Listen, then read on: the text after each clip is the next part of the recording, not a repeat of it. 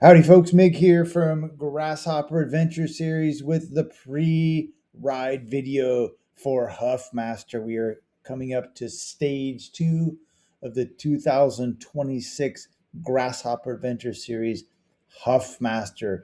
In this video, I'll be going all the essential information specific to the course. Don't forget, you have received a rider packet with all the essential information you need to know to have the best weekend possible.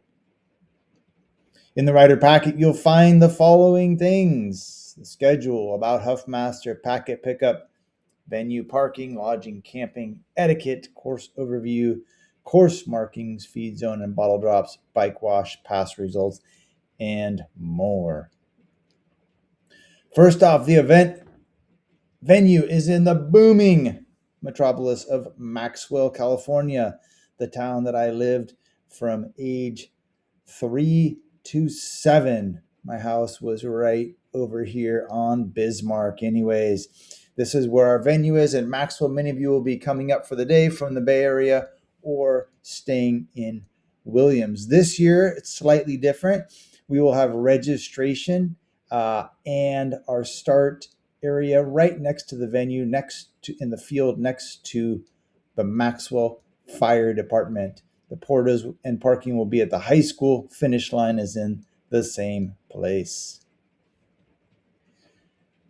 When you park, please park around the town. Careful not to block any driveways or to park on areas that are going to get you stuck. There's room in this area along the old Highway 99 and throughout the neighborhoods. There's an old elementary school as well as some parking around the high school. Do not park at the church where we normally park. There will be an event, nor should you park right in front of the event area or the church parking lot, or the post office. We will have some signs out there to help you, but just go ahead and park around the town.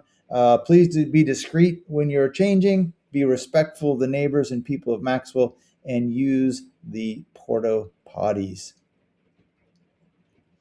Staging again will be at the street here next to the firehouse. And as we roll out, don't forget, it's really important that immediately when you turn left, you need to turn into this lane. We will have marshals again out videoing so that everyone must stay on the right-hand side of the road. Any riders that I see in the video that cross over that, either here or on McDermott heading to the first gravel, will be removed from the results. No leniency. There's plenty of time throughout the day to move up on the gravel roads. Do not pass the yellow line. Do not pass on the yellow line. Super important. Safety is the most important thing out here. We want you guys to have a great adventure and be safe. And if you're not safe, then we just cannot keep on keeping on. Start times. This year at 9 a.m., we will start the Pro Men U19 men long course, 19 to 29 men. 5 minutes later, Pro Women and all age group women categories and non-binary. Then we will have a 20-minute gap so that the women can get far down onto the road and off of Highway 162 before they're caught by some of the men in the age group. So women, when you're being caught, please be heads up to the men. Let them pass carefully.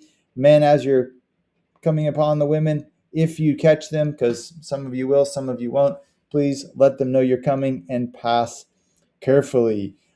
We are putting in a rule for this event that the men who are catching the women, when they do later in the race, you may not work for the women. The women, you may not jump in and join the men. The only exception is if we're talking some of the age groups, 3-4 hours into the day, you just find yourself riding together. That's not a big deal. But early on, I should say not early on, but the mid part of the day, when the fastest men are catching some of the fastest women, if this happens or when this happens, you may not work to help and give them an advantage. Okay, we want the women to have their own competitive race. without having it being influenced and impacted by the men. Thanks for your understanding and support on this. Okay, so at 9:25, we will start at the 30 to 39 men and 5-minute intervals. We will stick to 5-minute intervals, and I promise we will not start early. My sincere apologies. I do know that for 2 age groups, we started 2 minutes early at low gap, and that threw some of you off. Okay, so then we'll have at 9:30, 40, 49, 50, 59, 60 plus, and then lastly, all short course riders, including the juniors. Weather and riding conditions. Holy smokes. I'm looking outside right now in Sebastopol and it's raining, but it should stop Wednesday in Maxwell.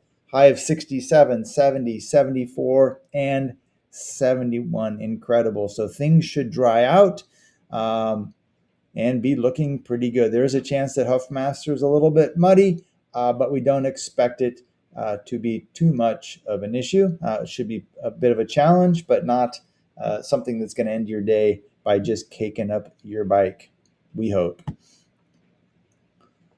The long course map is the same as it has been in the years past. Please make sure you are downloading your course and following it, either with Ride with GPS, your Garmin, your Strava, your Wahoo, or something. We will be marking the road out there, but please, the expectation is that you have the course downloaded to navigate, and the arrows are backup. Should you miss one, should one get knocked over, should somebody turn them the other direction.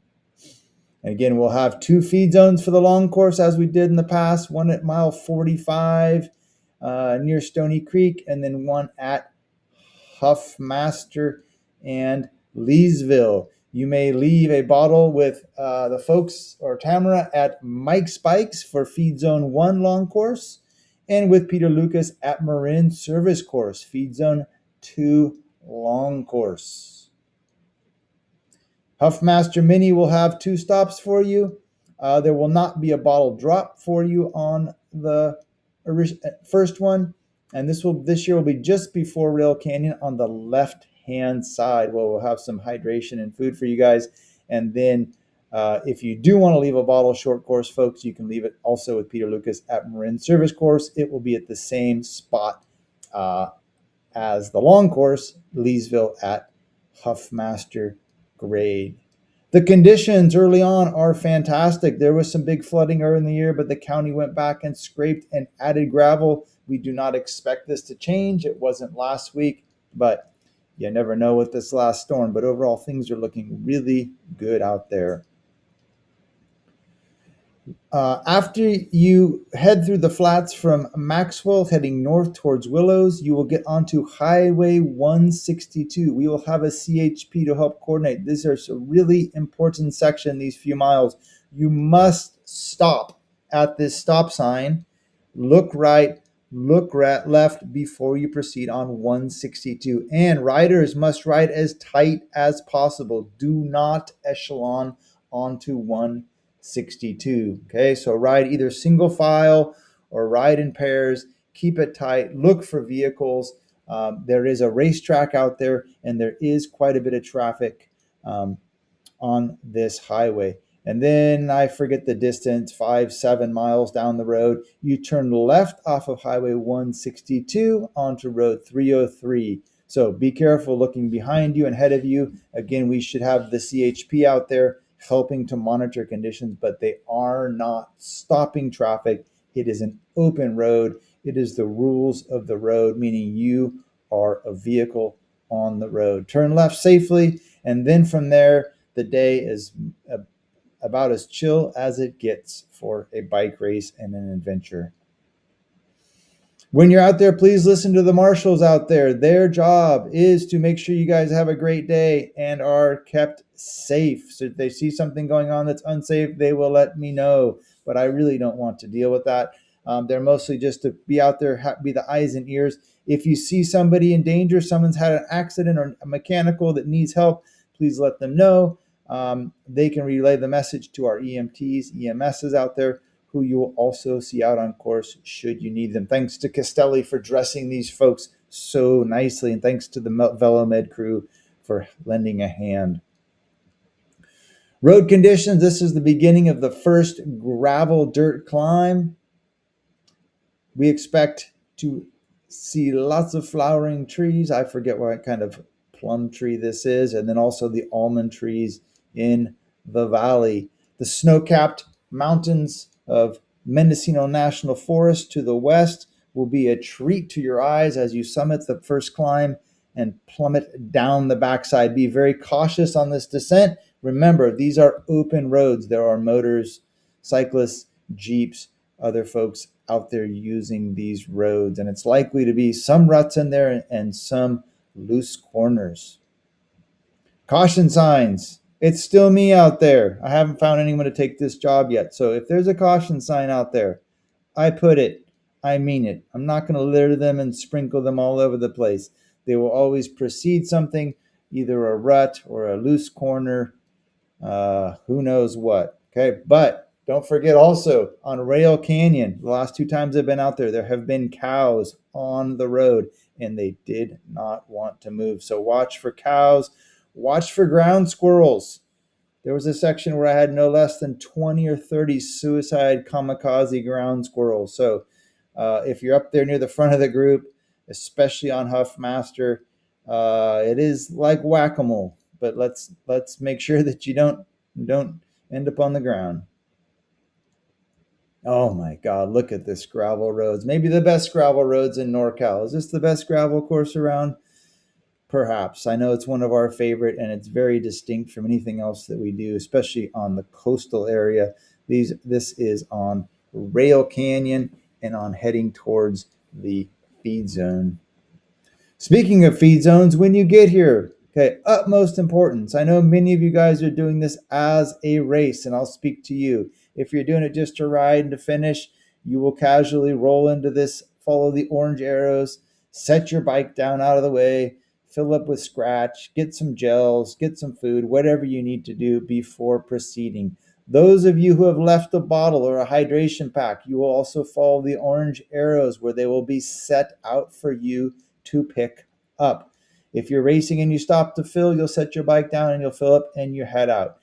Folks may skip this feed zone if you have your own hydration packs or you're just carrying all your water because you do not want to stop. So at this junction, you will stay left and then head left here on to Rail Canyon. So please be respectful when you're rolling in there with folks.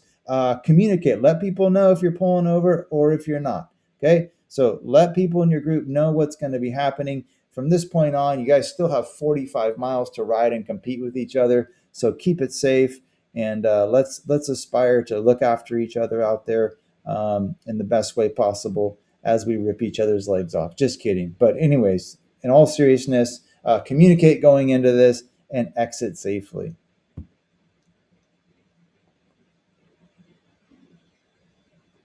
Again, some more shots of the beautiful gravel roads. This year, we do not have a time cutoff. Due to the staggered start times, it's just not possible to keep track of that. The folks who are starting later would be at a disadvantage. But at the top of the Rail Canyon, which is about mile 52, 53, if you are cracked and you're questioning how long your day is, it is much longer to continue and to go all the way to Huffmaster and back. There is a turn down the Sites Ladoga Road going back, which still makes it about a 65-mile day. It's a big day. You'll have cold beer and lunch waiting for you. So we're not going to have marshals pulling the plug on you guys out there. We want you guys to have a great time. But don't forget, if you are eons back, we have all of our crew out there looking after the very last rider. So you decide what you need to do there. In some cases, if somebody's really far off the back, we will instruct people to make that turn, but we don't have a hard set time this year. And as you head into the gravel, heading towards Leesville, you have Long Valley, which is just a spectacular, spectacular road. And this is the start of Huffmaster. This is about what we expected to look like. Again, this is a dirt road, less than gravel. There have been some cows on there. It's been a little bit chunky. It's a short climb followed by a long descent down to the gravel Huffmaster Road. And as you're heading from Huffmaster to site, don't forget to look around on your left. Last week, we saw a pair of golden eagles and then two bald eagles here. This is the area as well when there were lots of ground squirrels playing chicken as we came ripping down the road. On the finish, after you head the pavement into Maxwell sites and you end up onto Finks, you cross a road called Delaney. We have not had traffic control at this intersection in the past, but there was nearly an accident last year. There is a stop sign. Riders must stop and yield to vehicles. There will be a CHP there. There is a chance he or she will wave you through, but otherwise you must stop. This is especially important for those of you racing for podium spots. This is the time when you would have your head down. Vehicles going north to south and south to north are often traveling between 50 and 60 miles an hour. They do not have a stop sign. Okay, so you must stop. You must make sure there's no vehicles coming through there before you proceed. Riders who are coming behind, if you're a few bike lengths behind somebody and they roll through, do not assume that it's clear just because they rolled. You know the routine. So proceed carefully before you head down to the corner for the sprint finish. Thank you for your attention to this detail. And as you come ripping around this left-hand corner, you start your half-mile sprint. Oh, the pain, oh, the joy, or the glory, to the finish line. And then back to the venue for food and drinks and music and good times and celebration. So huge thanks to all of our sponsors for making this happen. Thanks for everyone coming out there. We really look forward to hosting you again at the Huffmaster Hopper. Be safe, rubber side down.